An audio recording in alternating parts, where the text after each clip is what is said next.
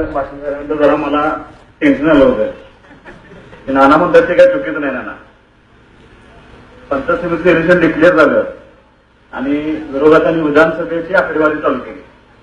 गारडी गावामध्ये जे 7 गाव आहेत त्यात गारडी सुटलं तर एकही गाव लीड नव्हतं. आम्ही म्हणून सगळ्यांनी असं ठरवलं की 16 गाव बरोबर राहण्याची काही हरकत नाही. गारडीत आपण थोडंफार लक्ष घातलं तर आपल्याला 100% यश मिळणार आणि त्या पद्धतीने त्यांची हालचाल चालू झाली. मला वाटतं मी माझ्या वाढदिवसादिवशी पंचायत समितीचा गण माझा ओपन पडला आणि 2 दिवसातच आपण इथं माळावरती पहिली बैठक घेतली. सुरुवातच सारसिंग्यापासून केली.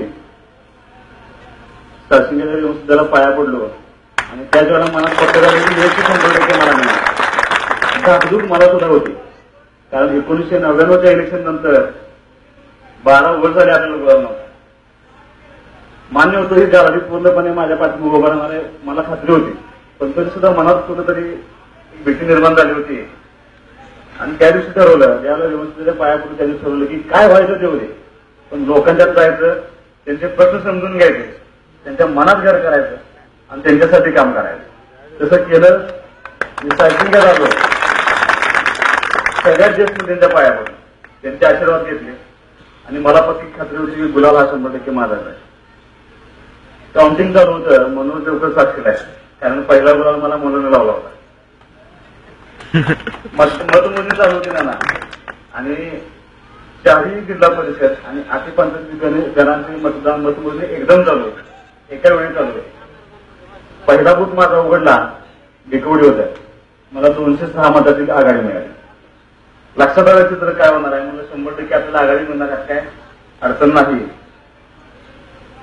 हळूहळू निकाल पुढे सरकत गेला.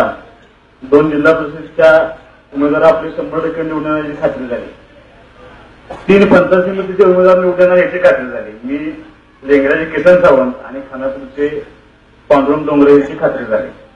बाकीच्या ज्या सीट होत्या त्या एका बूथला आपण 50 मतांनी पुढे जायचो, दुसऱ्या बूथला ते 50 मतांनी पुढे जायचं. असं शेवटपर्यंत चालू होतं. मनात धाकधूक वाटायला लागली की समजा आम्ही 4घच निवडून आलो आणि 4 त्यांची आली सत्ता कोणाचीच नाही. आपण तर लोकांच्या एवढ्या प्रेमानं आत गेलोय लोकांची कामं करायची कशी आणि जवळजवळ हात भरून मी बसलो होतो खुर्चीवरती आणि शेवटची एक फेरी मोजायला लागली. एकच बूथ मोजायचा राहिला. प्रत्येक गाव प्रत्येक गणाचा एक बूथ मोजायचा राहिला आणि आपल्या प्रत्येक सीटा त्या 150 ते 130 दरम्यान सगळ्या सीटा मागवल्या. जे जे गावची बूथ मोजायचे राहिले होते त्या गावातल्या पोरांना मी फोन केला आज नक्की काय केलं तुम्ही जुळणार का आपल्याला. पोरं मला विचारले किती मतदार किती लीड राहिले वायडन्स तर मी सांगत बाबा 137 राहिले 150 राहिले 140 राहिले एवढं आहे ना सोडून द्या आपण 100% तोडू. गांडोळाची खात्री होती गांडोळ 100% तोडून त्या पद्धतीने गांडोळ तोडून पुढे गेलं. पाऱ्याला एक आशा होती की 100% पारं तोडून पुढे जाईल पण मला बलवडी भावनेची खात्री नव्हती कारण भावनी गट हा तसा त्यांचा पूर्वीपासून स्ट्रॉंग असलेला गट होता आणि बलवडीत जसे सरसिंगला नवीन पोरं काम करते तशी बलवडीत काही नवीन पोरं काम करते. आणि त्या पोरांना फोन केला ते पोरांनी सांगितलं की काय भया काळजी करू नका 100% आपण जे सगळं लीड फेडतोय पहिल्या बूथवरतीच आपण 150 मतांनी लीड फेडलं 30 मतांनी सोडलं. असं करत करत करत 7 सीट डिक्लेअर झाल्या. मनोज आला आणि मनोजनं मला गुलाल लावला. गुलाल लावला मला आनंद झाला होता. काय नाही एकदा सत्ता आली आपली काहीतरी काम करायला संधी मिळते. काउंटिंग सगळं संपलं आणि मी बाहेर यायला होतो. बाहेर दंगा चालू होता, फटाकडे वाजत होत्या, गुलाल वाजत होते आणि जसं जसं जसं मी एक बॉल फुल टाकत होतो तस तशी मला पहिल्यांदा सायशिंग्याचं मी पहिल्या दिवसापासून दाखवलं की बाबा मी फिरत होतो. ती मुलं जी साईड लोक आहेत ती माझ्यासाठी उपाशी फिरली होती. रात्रभर जागली होती. राजधानी बंडाचं आठवलं, सागरी बंडाचं आठवलं, भिकवडीचं आठवलं.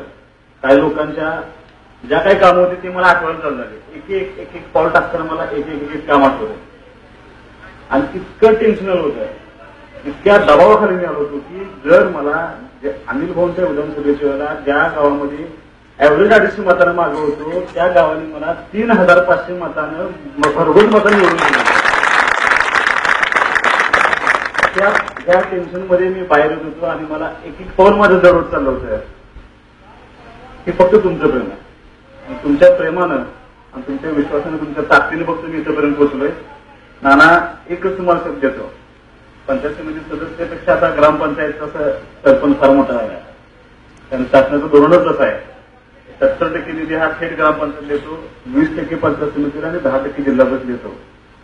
पण पंचायत समितीच्या अशा बऱ्याच योजना आहेत त्या तुमच्या सर्वसामान्य लोकांपर्यंत पोहोचणं फार गरजेचं आहे. त्या पोहोचण्याचे काम पोहोचण्याची जबाबदारी माझी राहील. आणि नाना दुसरं एक सांगायचं म्हणजे मतमोजणीच्या दिवशी मी सकाळी 7 वाजता भिकोडीला टँकर चालू केला आणि मग मतमोजणी गेलो.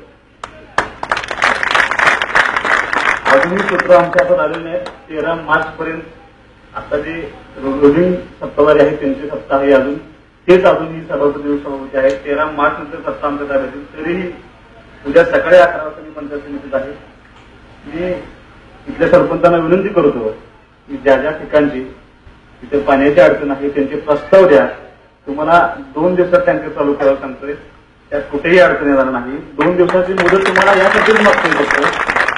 दुर्दैवानं देवसुद्धाची यात्रा चालू आहे आणि आज दुपारी भावनी तालुक्यातले सगळे टँकर तिकडे वळवले. पाण्याची अजिबात सोय नाही. कमीत कमी 50,000 लोक येणार, पिण्याची सुद्धा सोय नाही. त्यामुळे 8च्या 8 टँकर भावनी तिकडे वळवणार. देवसुद्धाच्या मंदिरापासून सगळे टँकर उभा केले. त्यामुळे 2 दिवसाची मुदत द्या. जिमचं काम तुमचं लवकरात लवकर करून त्याला करायचं. मी इलेक्शनच्या आधी केलं होता ते काम 100% पूर्ण करतो. फक्त माझी विनंती एवढीच आहे, आज जी आपण मुळी बांधली ती मुळे भविष्यात कधी सुटून देऊ नका. तुमची कामं असतील 100% जबाबदारी माझी. जेवढी ताकद लावता येईल तेवढी ताकद मी तुमचे काम, तुमचं वैयक्तिक काम असू द्या, सामाजिक काम असू द्या, ते पूर्ण करण्याची जबाबदारी माझी राहील.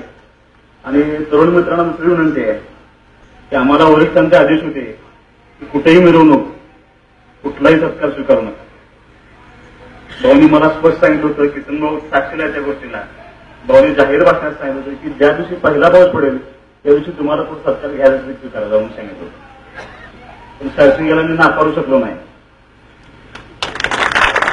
कारण प्रेम एवढं बसले सरसिंगावरती की मी नाकारू शकलो नाही. काय तुम्हाला करायचं करा म्हणलं, आज मी तुमच्यासाठी आहे काय काळजी करू नका. आणि तुमचा सर्वांचा आभारी आहे. तुम्ही जे प्रेम माझ्यावर दाखवलाय त्या प्रेमात मी कुठेही प्रतिबल सुद्धा कमी पडणार नाही. ज्या ताकदीने मला काम करता येईल त्या ताकदीने मी तुमच्या पाठीत ठामपणे उभं राहील. फक्त प्रत्येक गोष्टीला थोडा वेळ लागेल ना, सगळ्या गोष्टी एकावेळी शक्य होणार नाही. पण मी कुठलंही तुम्ही सांगितलं कुठलंही काम अपूर्ण राहील असं काही करणार नाही. कारण मला परत या गावाला यायचं, सारखं सारखं यायचं आहे, येणाऱ्या इलेक्शन मध्ये यायचं आहे. आणि फक्त माझी विनंती आणखीन कशी आहे की वेळ कशी आहे बघा, आपण 12 वर्षानंतर इलेक्शन जिंकलं. पंचायत समितीमध्ये 100% काम करण्याची संधी मिळाली आणि तोंडावर दुसरा आला. 4 महिने मला असं वाटत नाही की ह्यातनं काय बाहेर पडून काम करता येईल. 100% फक्त मला टँकर पुरवणे, त्यात एक 3 महिने तरी माझ्या जातील अशी परिस्थिती आजही आहे. त्या सगळ्या अडचणीच्या परिस्थितीत तुम्ही आजपर्यंत मला साथ दिली, तशीच साथ द्यावी एवढी विनंती करतो. आणि आता तुमची पालखीची वेळ झाली, त्यामुळे तुमच्या जास्त वेळ न घेता फक्त असंच प्रेम तर हयात राहू द्या, तर हयात अशीच आपुलकी राहू द्या. मी जसा गार्डीचा आहे तसाच सर्शिंग घेत आहे असंच फक्त समजा.